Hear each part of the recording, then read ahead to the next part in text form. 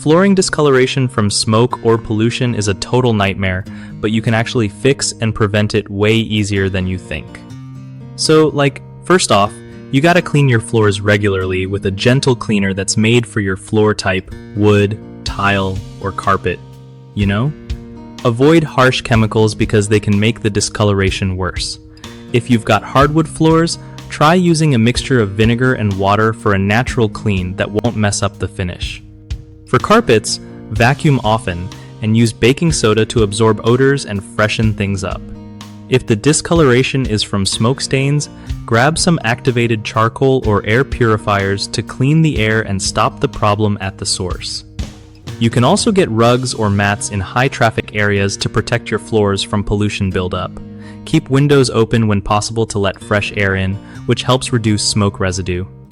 And if things are really bad, consider professional floor cleaning or refinishing to get your floors looking fresh again. One of the biggest problems with flooring discoloration due to smoke or pollution is not acting fast enough. Letting the stains sit makes them way harder to remove, so clean up as soon as you spot it. Another common issue is using the wrong cleaning products, which can strip finishes or set stains deeper. Always check what's safe for your floor type. Lastly, most folks forget about air quality.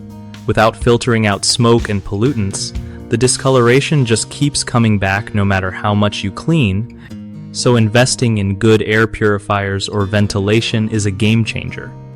BigHomeProjects.com makes it super simple for homeowners to find trusted local contractors who know how to handle stuff like flooring, discoloration, and restoration. Plus, it's a great spot for contractors looking to connect with people who actually need their skills and want quality work done.